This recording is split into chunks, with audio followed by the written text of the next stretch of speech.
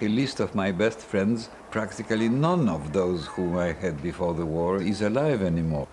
People to whom we pinned our best hopes for the future. So human losses were such that it became a different society.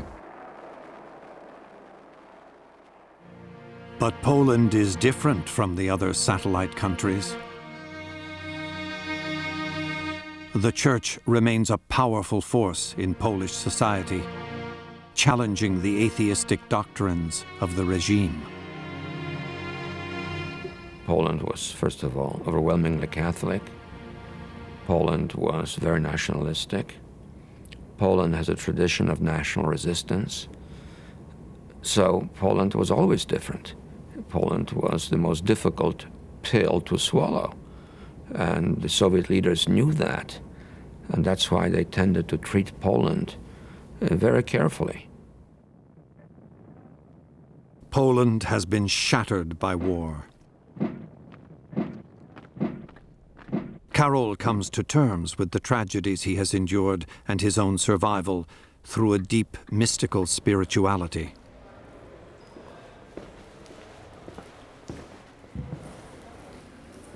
Wojtyła is once again drawn to the monastic life.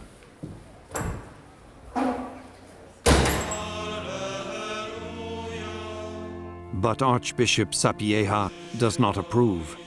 He knows the Church is facing a new battle with the communist regime and its atheism. The Church needs charismatic young intellectuals like Wojtyła working actively in society. So the hand of Sapieha leads a young man of mystical intuition into the active world of the priesthood. On November 1st, 1946, Karol Wojtyła is ordained.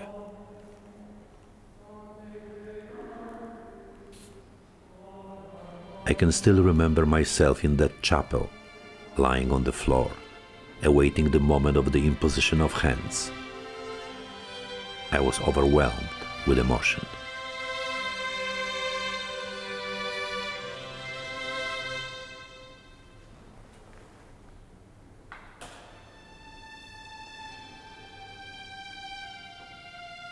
The next day, Father Wojtyła celebrates his first Mass in St. Leonard's Crypt in Wawel Cathedral.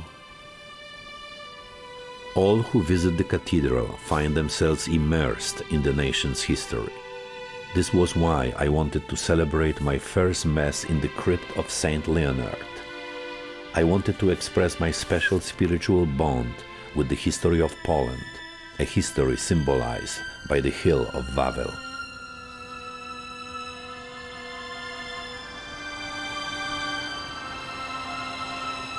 At 26, Father Wojtyła leaves his homeland for the first time, sent to Rome to get his doctorate in theology.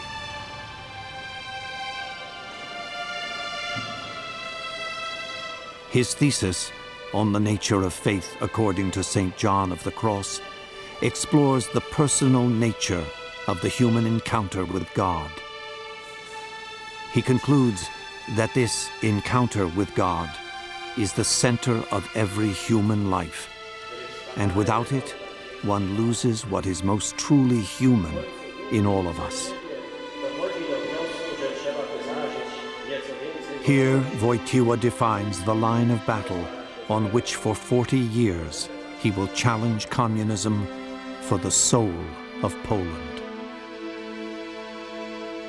There's an immense struggle going on for the next generation, who are being bludgeoned day in and day out with Marxist ideology and propaganda in the university. So Sapieha wanted to put able, bright, attractive young priests in active contact with these students. Sapieha appoints Wojtyła assistant pastor at St. Florian's Church in the center of Krakow, an urban parish frequented by university students and intellectuals.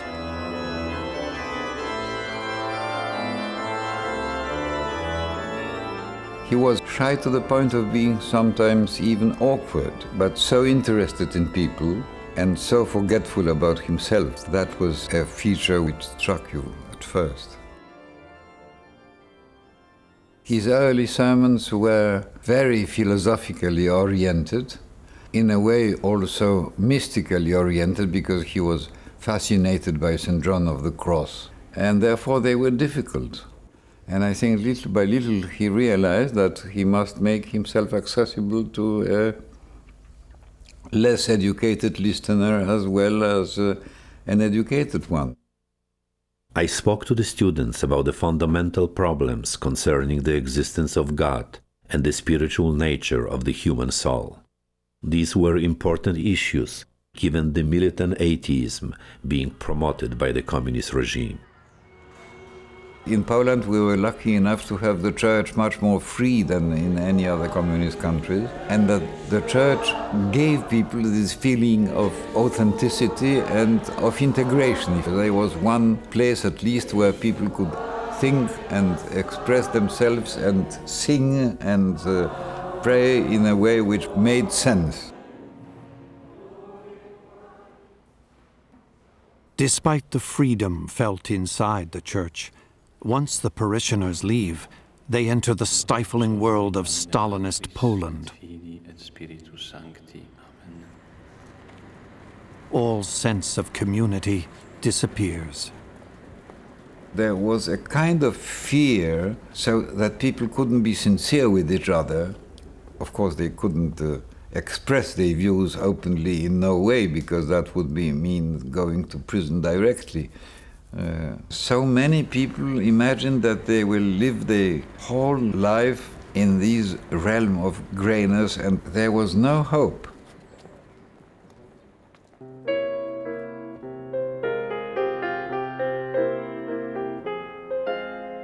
The communist regime forbids people to gather spontaneously outside government-controlled events.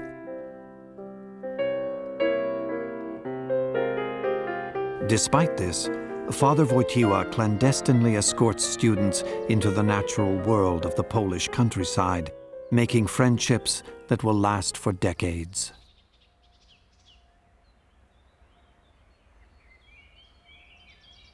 The mountains have been part of Karol Wojtyła's life since he was a boy.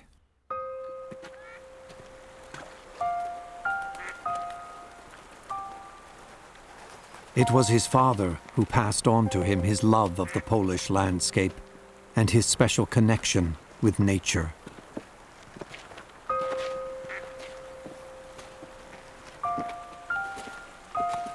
He has a very strong sense of nature as the image of God, the extremely important part of creation itself.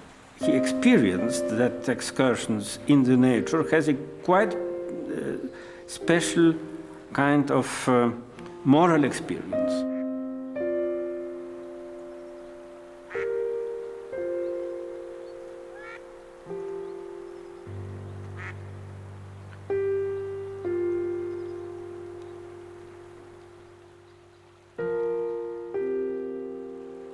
Accompanying a group of students into the countryside is dangerous business in communist Poland.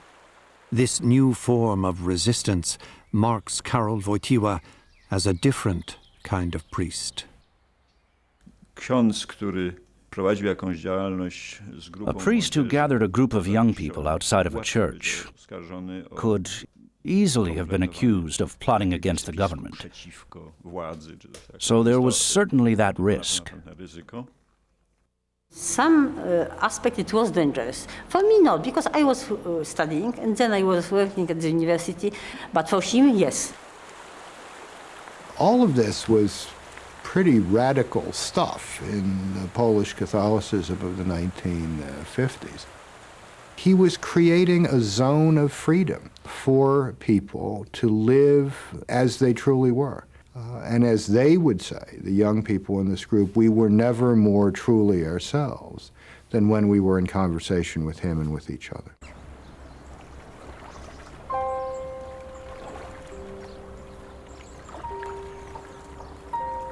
His friends introduce Father Wojtyła, whom they all call Uncle, to the world of kayaking.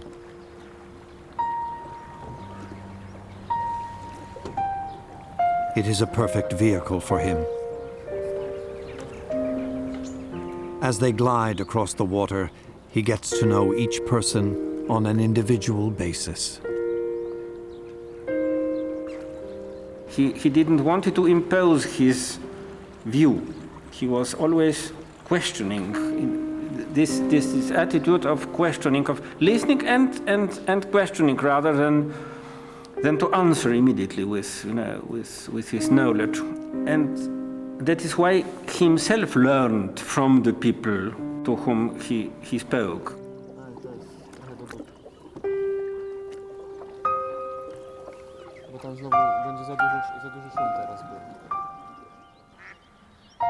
Father Wojtyła celebrates Mass with his friends each morning in a most unusual way.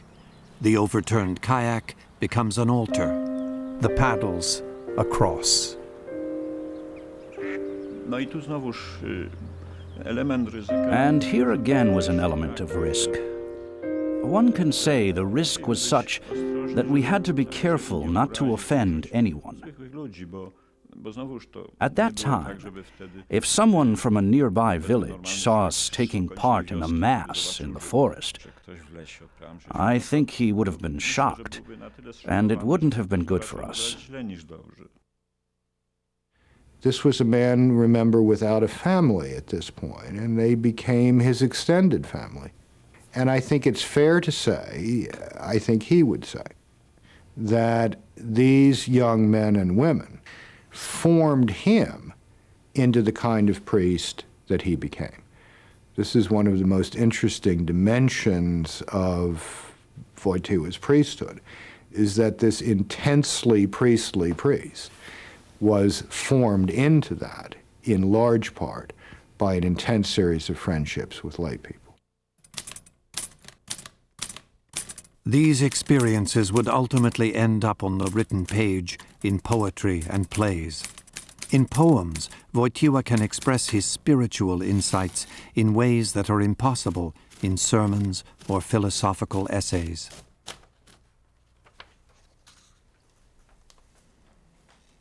His first published poem, Song of the Brightness of Water, appears under a pseudonym in the fiercely independent Catholic newspaper Tygodnik Powszechny. In 1950, it is the period of the heaviest communist terror in Poland. There are about 400,000 people in prison. There are endless executions, especially involving those who fought for the freedom of Poland. And suddenly there appears a mystical voice, addressing things about which no one speaks or thinks, or if one wanted to express these things in ideological terms, they would be arrested. It is very difficult poetry. If he had not become Pope, his poetry would not be so famous. Wojtyła's poetry is filled with natural images that speak metaphorically to the mystery of the human soul. Shimmering light, flowing water, deep reflections. All these images touch a people's yearning to live free.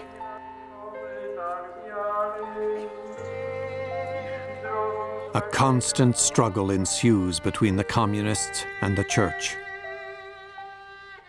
In 1953, the Primate of Poland, Cardinal Stefan Wyszyński, is imprisoned for 3 years for refusing to be subservient to the Communist Party. Finally, Wyszyński strikes a deal with the government.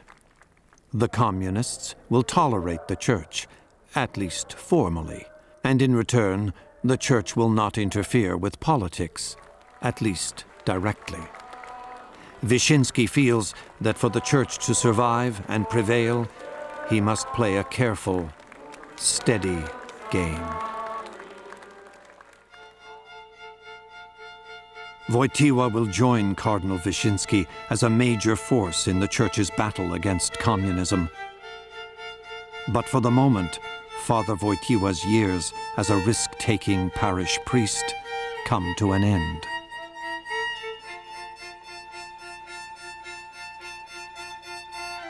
In 1954, 34-year-old Father Wojtyła accepts a teaching position at the Catholic University of Lublin in the philosophy department. In Poland, the Nazi past and the communist present have created a crisis of ideas and ideals. Students and professors like Father Wojtyła feel compelled to re-examine the most fundamental questions about human nature and society. Why is there evil? What is the nature of good? What are the basic rights of every human being?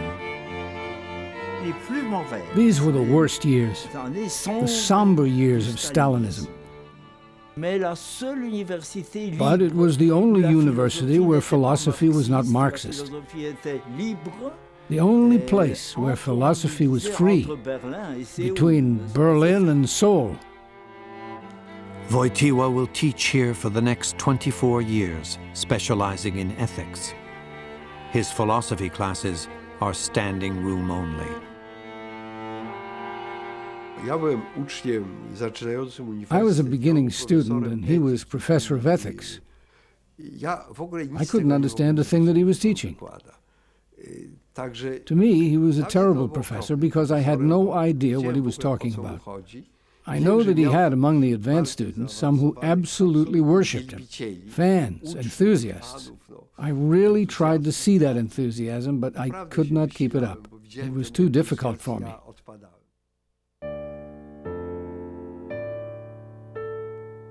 These impassioned years at the university honed Wojtyła's most important ideas about human rights and religious freedom, and will ultimately shape his papacy.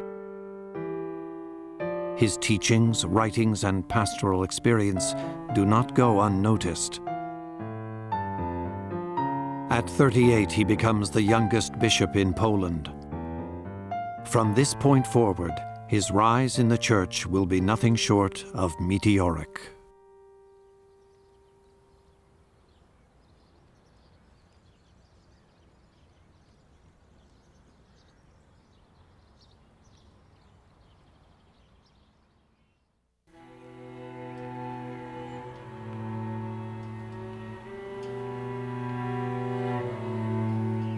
In 1962, far from Karol Wojtyła's homeland in Poland, Pope John XXIII is setting in motion the most important event in the history of the Catholic Church since the Reformation in the 16th century.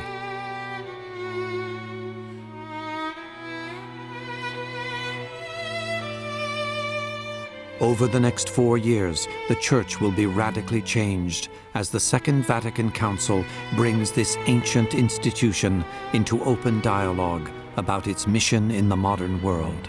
The Vatican Ecumenical Council. Pope John summons 2,500 bishops to Rome. This is the first ecumenical council in 92 years.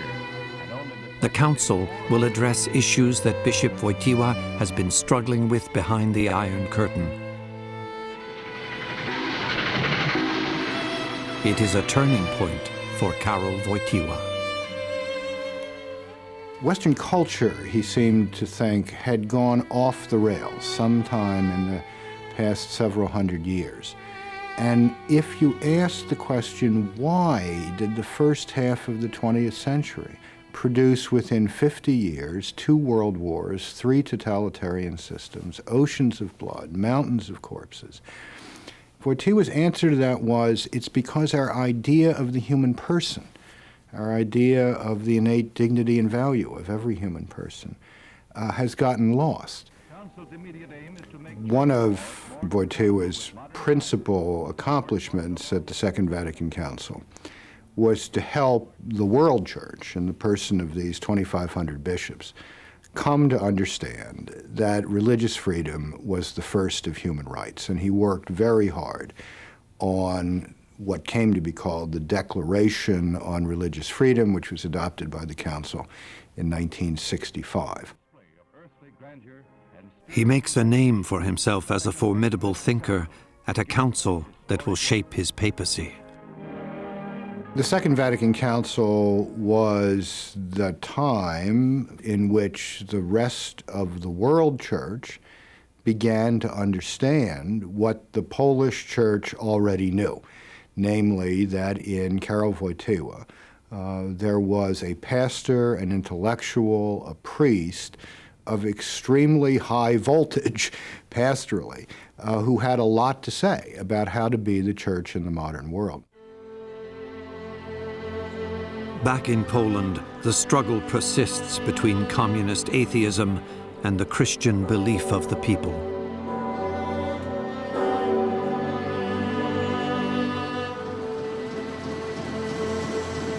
One great symbol of this struggle is Nowa Huta, a steelworks town built on the outskirts of Krakow after World War II. Nowa Huta is the first town in the 1,000-year history of Poland constructed without a church. The communists declared that atheism would be the foundation of that town. They said that this would be a great town, but it would be a town without God. When the communists bulldoze across, it is back again the next day. For the next 20 years, Bishop Wojtyła supports the workers of this town who defy the communists and attend Mass every Sunday in an open field.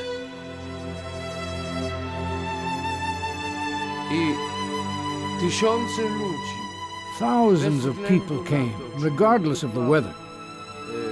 Heat, frost, rain or snow. They came to that place where the church was supposed to stand. There was no church there. It existed only in their imagination. Nowa Huta becomes the proving ground for Wojtyła's style of tenacity and prudence in dealing with the communist regime. His quest for a church in this city without God will be unrelenting.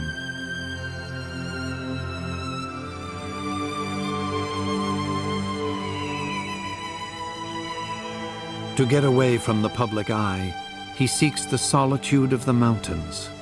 His more contemplative side is always present.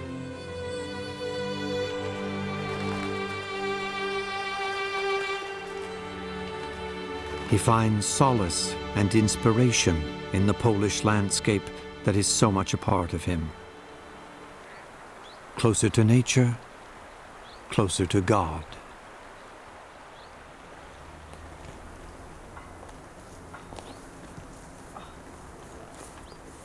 On camping and skiing trips with university students, he developed many of the insights for his first book, Love and Responsibility, published in 1960, which explored the ethics of sex, love, and marriage. Each of these personal encounters shapes this intellectual man and his understanding of the human experience. He wrote a book that was a sensation in Poland because no one had ever talked about sex that way in Poland, and especially in the Polish church. Neither the language nor the emphasis was something natural at that time. Wojtyła was simply quite a good theologian and quite a good philosopher. So as a Christian, as a man of Bible, he was convinced that the creation is good, and so the sex is good also. And he knew also very well that the very place of this good use of sex is a family, it's a marriage. Wojtyła's frankness on the beauty of sex in marriage marks him as a distinctive Catholic thinker. The current Pope, Paul VI, reads his book and asks Wojtyła to help draft an encyclical on family planning. The encyclical's opposition to artificial contraception, creates a tremendous controversy in the church and around the globe. Wojtyła becomes one of Paul's most ardent defenders, and a deep mutual respect develops. In 1963, Pope Paul appoints him the new Archbishop of Krakow.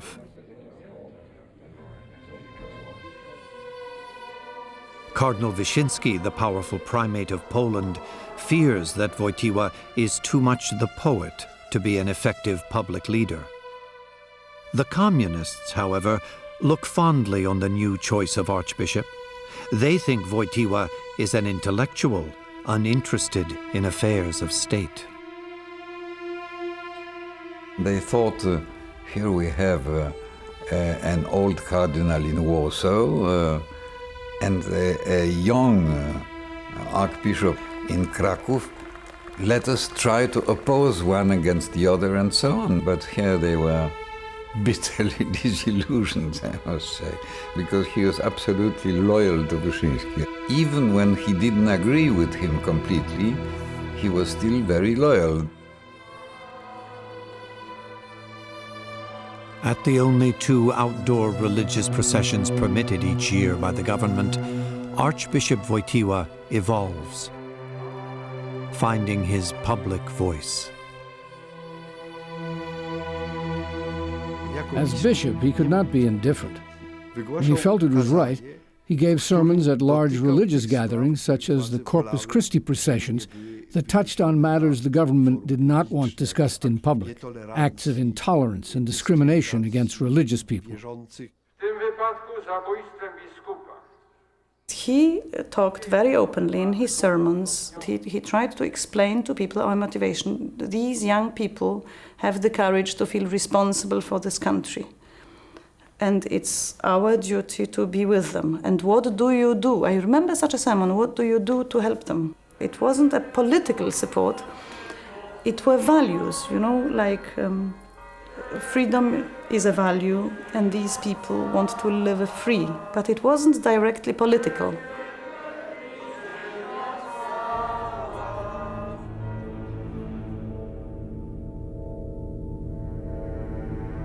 By the late 60s, unrest deepens behind the Iron Curtain. In 1968, Moscow proclaims the Brezhnev Doctrine, declaring it legal to use brutal force to maintain communist control of East Central Europe. 2 years later, 3 Polish cities erupt when the state raises food prices. The Polish government uses the Polish army against the Polish people. 44 die.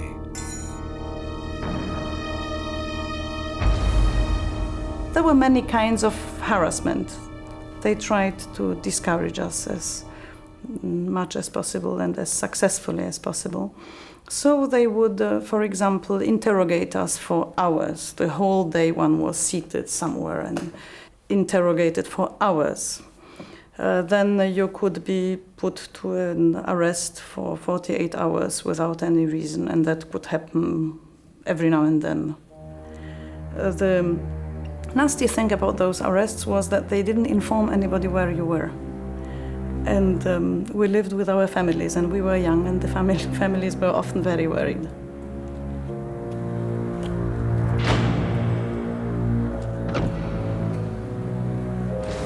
Wojtyła, now a cardinal, is convinced that the church must protect those fighting for freedom.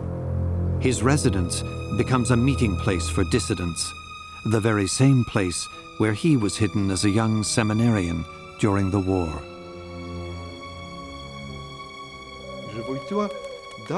Wojtyła created a kind of protective umbrella for members of the opposition.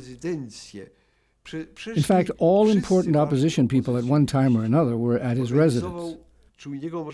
He organized symposia where one could think through various problems. He encouraged me, a priest, to take certain actions which were forbidden by the government, saying that we should expand the sphere of freedom even at the risk of a fine or having to stand before a tribunal. Those activities might not have been spectacular, but they were very deep-reaching, and because of that, long-lasting and effective.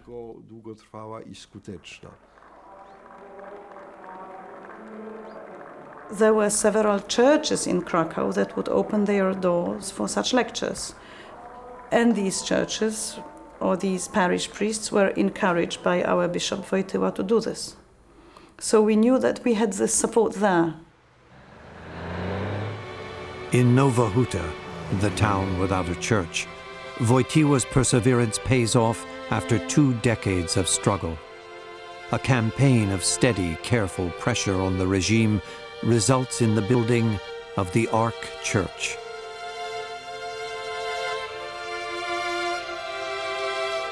Constructed entirely with volunteer labor.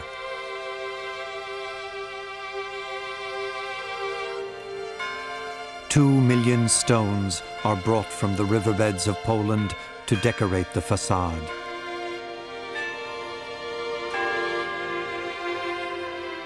The workers from the Lenin steelworks forge a giant figure of Christ.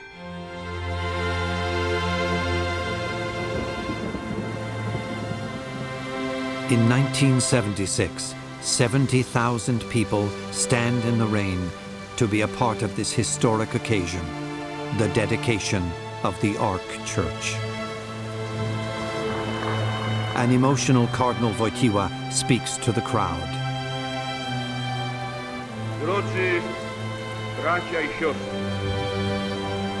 He tells them, this city belongs to you. No one can arbitrarily dictate your beliefs.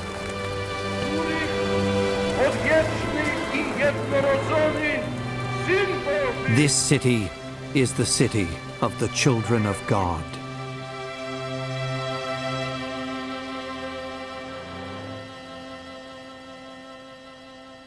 Two years later, startling events catapult the Archbishop of Krakow, Karol Wojtyła, to the world stage.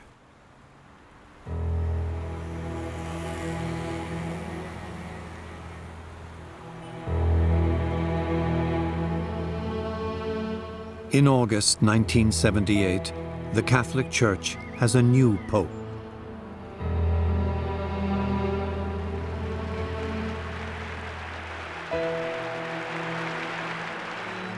John Paul I radiates hope and confidence, precisely what the Church is looking for.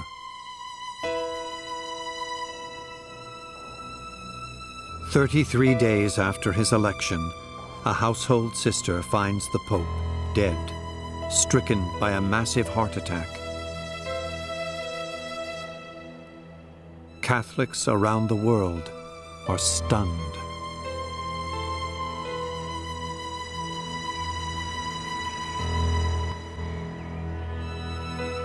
John Paul's sudden death is a psychological earthquake for the cardinals charged with electing a new pope.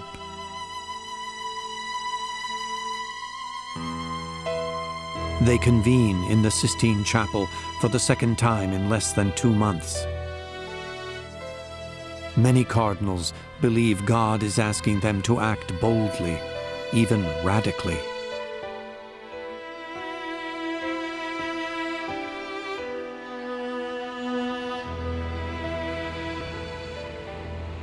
Cardinal Karol Wojtyła, the Archbishop of Krakow, enters the Vatican to vote for a new pope.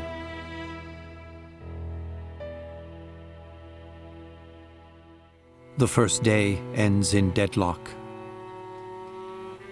The next day, October 16th, after 8 ballots, the cardinals elect Karol Wojtyła, the first non-Italian pope in 455 years, and the first Slavic pope ever. Wojtyła is overwhelmed. He bends over, his head in his hands, as alone as a man can be. The terror of the papacy, the enormous burden of the papacy, was that you were called to a greater love. You were called to a more intense outpouring of yourself, a more intense self-sacrifice. He has to be more the lover of the church and less and less and less the lover of himself.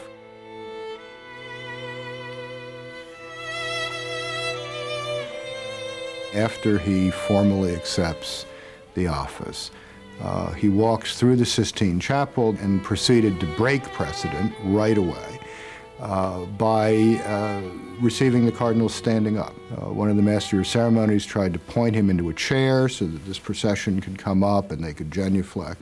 And Wojtyła said, "I receive my brothers standing." The first signal that things were going to be very different in the pontificate of John Paul II. Habemus Papam, Sancte Romane Ecclesiae, Cardinalem Wojtyła. The election of Cardinal Wojtyła as Pope was a tremendous surprise to many people around the world. This was not so much of a surprise to those churchmen who knew Wojtyła well, and perhaps it was not so much of a surprise to him. Lo hanno chiamato di un paese lontano. Normal pattern was simply to give his first papal blessing in Latin. Wojtyła began talking to the crowd from the balcony of St. Peter's in Italian. Anche non so se potrei bene spiegarmi nella la nostra lingua italiana. Se mi sbaglio mi corrigerete.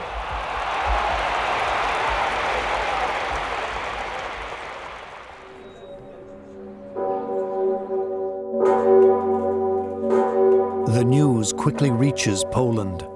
A spontaneous celebration erupts throughout Krakow. The gigantic 9-ton bell in Wawel Cathedral rings out.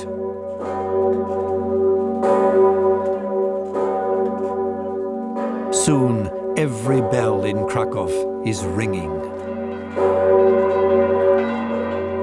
For the people behind the Iron Curtain and in Slavic countries, that was an explosion of joy, but not only of joy, explosion of hope.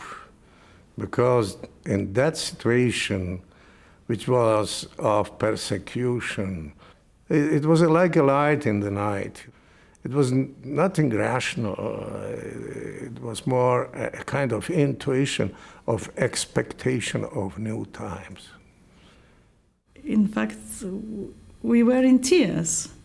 Also because we were moved, but also because we realized now he's gone. And a friend of mine said after the Mass, you know, that would be too wonderful to keep him just for us the whole life. We have to share him with the world.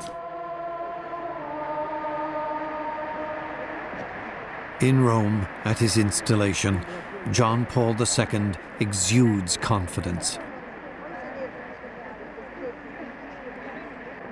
He insists that Stefan Wyszynski, the primate of Poland, be the second cardinal he greets. Out of deep respect for this towering figure in the Polish church, the Pope bends down and kisses the cardinal's ring.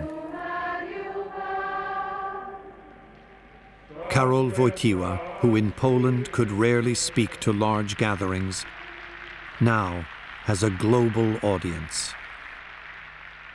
Non abbiate paura. He calls out to the world with words that will be emblematic of the years to come. Be not afraid. Non abbiate paura. I think Pope John Paul II came to the papacy with a profound experience of the 20th century as a century of fear, as a century of terror, as a century of unprecedented human suffering. And so, in his first public address to the world, he wanted to challenge the world to a new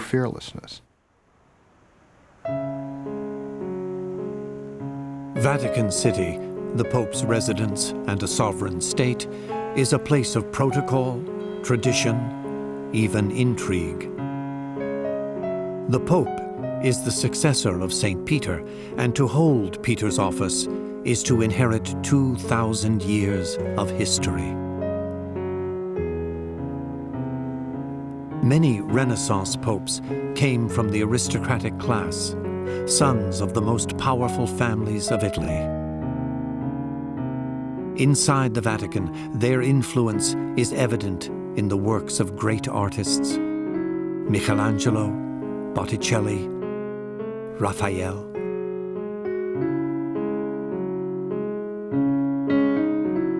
Karol Wojtyła brings a new energy and freshness to this venerable institution. He is determined not to be a prisoner of the Vatican. You are sister. John Paul II takes on the papacy with great zeal, abandoning himself once again to God's will.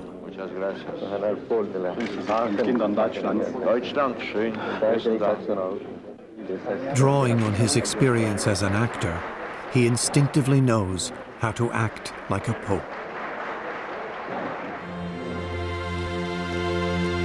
After 9 months of tough negotiations, the communist regime in Poland finally allows him to return home. No hero in Polish history ever entered Warsaw as John Paul did on this June day in 1979.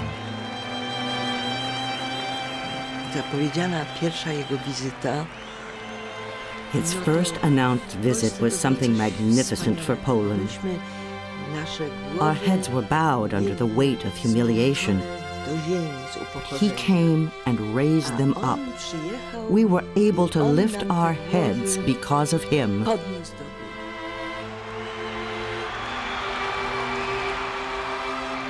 It was for the first time in our lives that we had the feelings we are here together not because we have to, we are here because we want to. Look how many of us. And it's okay, and it's all right, and we can listen to someone who is very important and he's with us. And I think this was the first experience of freedom for very many people. And once you enjoy freedom, it changes all your behavior.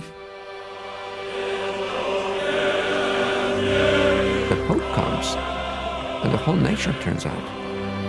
And the regime can't control it.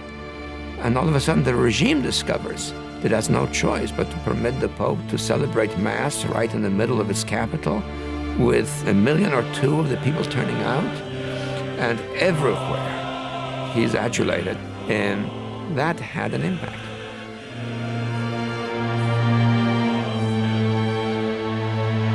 An estimated 3 million people gather to see John Paul as he enters Krakow.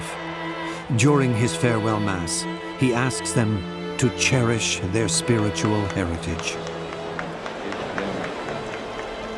Abyście nigdy nie zwątpili i nie znużyli się i nie zniechęcili. Abyście nie podcinali sami tych korzeni, z których wyrastamy.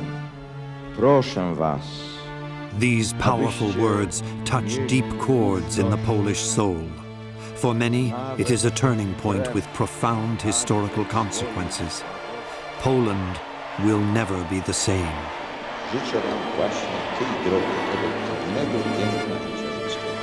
What the Pope did during those days was to give the Polish people back their authentic history and their authentic culture. And by giving his people back their identity, he gave them tools of resistance, which communism had no antidote to. He gave them back their identity. 13 million Poles, more than 1/3 the national population, see the Pope in person. Virtually everyone else watches him on television or hears him on radio. John Paul finds it hard to say goodbye.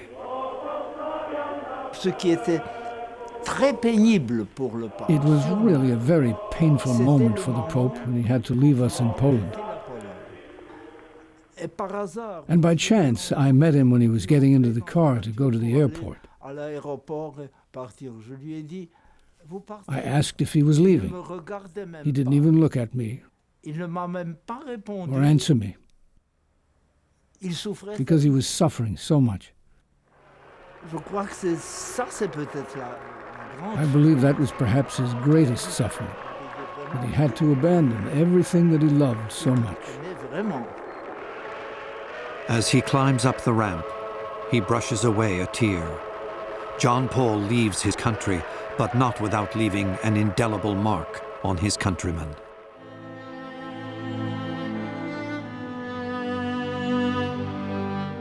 "13 months after he leaves Poland, thousands of workers at the Lenin shipyard in Gdansk go on strike in August 1980. This marks the birth of the Solidarity movement. Their leader, an unemployed electrician named Lech Wałęsa. John Paul II ignited the Solidarity movement, an utterly unprecedented mass movement of resistance. Labor resistance first, political resistance second, in the communist world. Many people in Poland opposed communism, didn't like the Soviet-imposed reality, but many of them also thought that perhaps they were a little isolated in that view. In direct defiance of their communist rulers, the workers organize a free, self-governing union. They attend daily open-air masses and decorate the shipyard gates with religious symbols. John Paul clearly indicates his support for the Polish workers and their call for freedom. He had a very deep feeling for solidarity and how much can be achieved by a common action, with a common feeling, with a common aim, with a common effort, with a kind of brotherhood. That was almost a discovery. That was a powerful boost for people. A non-violent revolution has begun.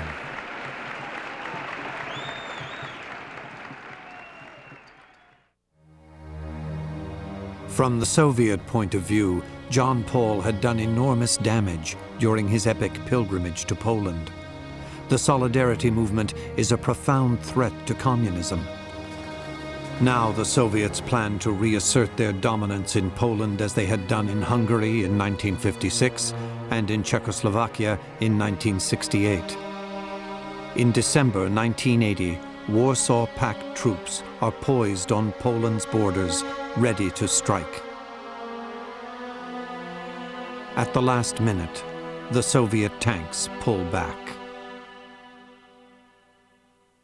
For one thing, the Soviet leaders were concerned that there would be resistance in Poland. Secondly, they had a lot of reason to be concerned that the United States would not be indifferent. And of course, there was the question of the moral authority of the Pope and the likely reaction of the world at large. They knew damn well if they entered Poland, there would be blood on the streets, and not just Polish blood. I phoned the Pope on the President's instructions to alert him. It was rather amusing in a way because we didn't have his phone number, and to my knowledge, no one prior to that had been phoning the Pope in this way. But finally, I got him on the line, I think around 11:30 at night, Vatican time, and I briefed him. And then at the end, I said to him, I may have to call you again as the situation unfolds. Could you give me your private personal number? And he says, well, wait a minute. And then I can hear him speaking in Polish to Father Dziwisz. Do I have a private number?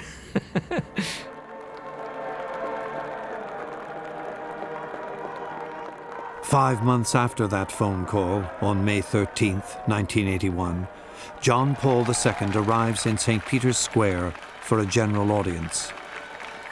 Tension between the Soviet Union and the Church still runs high. The Pope came, we saw him going on the Papamobile, and suddenly we listened to the thousands of pigeons going out. And after that, we hear the pistol shot.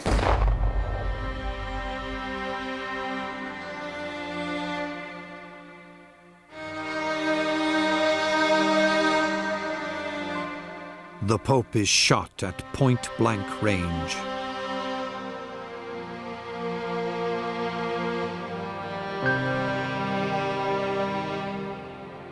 Amidst the chaos of the moment, the assassin, Mehmet Ali Agca, is quickly apprehended by the Italian police.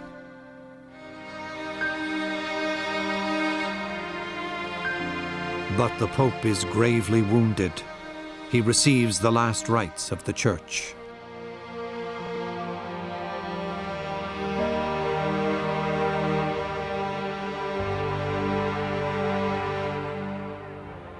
I still suspect that in some fashion the KGB was behind the assassination of the Pope.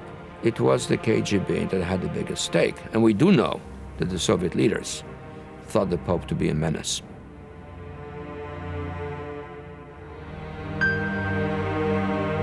The shooting stuns the world.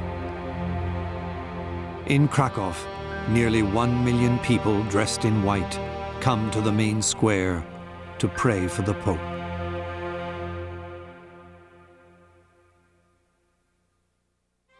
It's interesting that the Pope himself, in talking about that experience, said that he had the presentiment that he would be saved. And certainly he felt that Mary had been at his side. As the Pope once put it, one finger fired and another directed the bullet.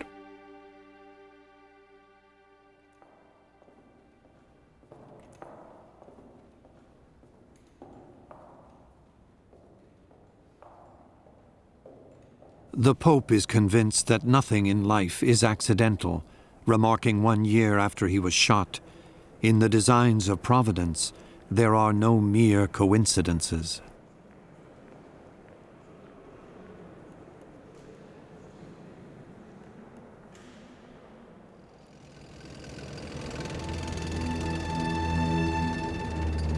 By the mid-1980s, East Central Europe is changing. In Poland, martial law is lifted after 2 difficult years. Mikhail Gorbachev, the new leader of the Soviet Communist Party, calls for economic reforms. In this atmosphere, in 1987, the Pope returns to Poland for the 3rd time.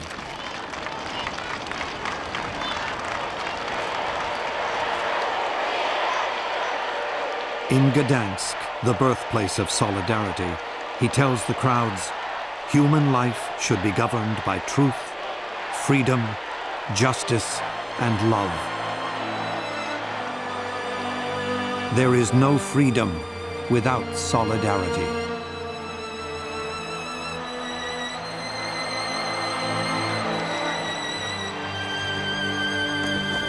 In 1989, the communist regime collapses in Poland.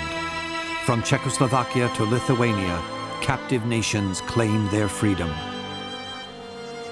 A complex of forces causes the Iron Curtain to crumble. The Berlin Wall, the great icon of Soviet oppression, falls. By igniting a revolution of conscience in Poland and indeed throughout the region, in June 1979, he helped make possible a nonviolent political transition in 1989.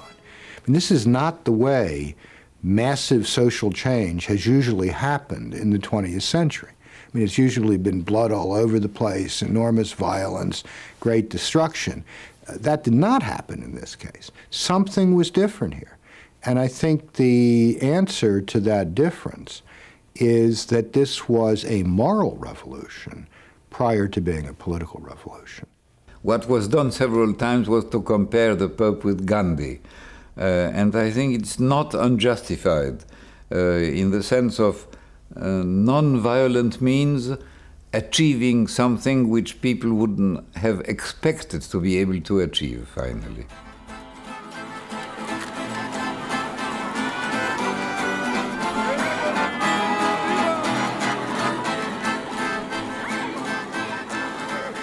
I never dreamed that I would live or die in a free Poland.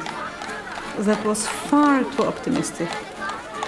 It really overcame all my expectations, that I have children who live in a free country. Never did I dream that Poland would, in my life, get rid of communism.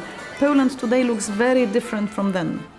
You know, then the colors were gray and the people were gloomy and walked with their heads down. Not to be noticed was the most important. Don't be different than everybody else. And today, you know, the streets are colorful and people carry their heads in a different way.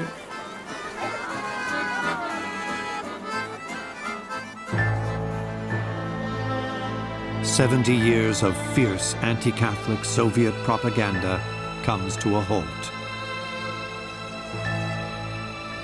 2 years later, the Soviet Union no longer exists.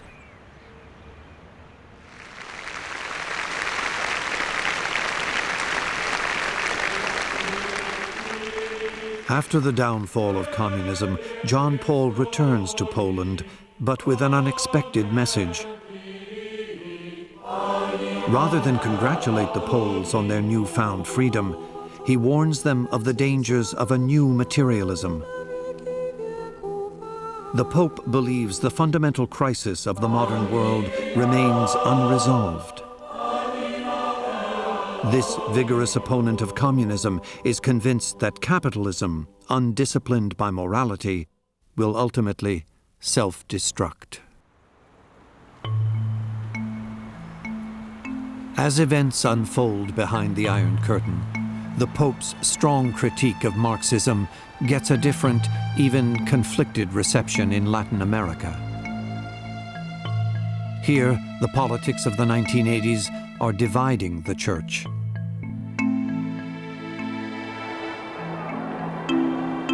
Military dictatorships, social upheaval, and civil war are creating turmoil.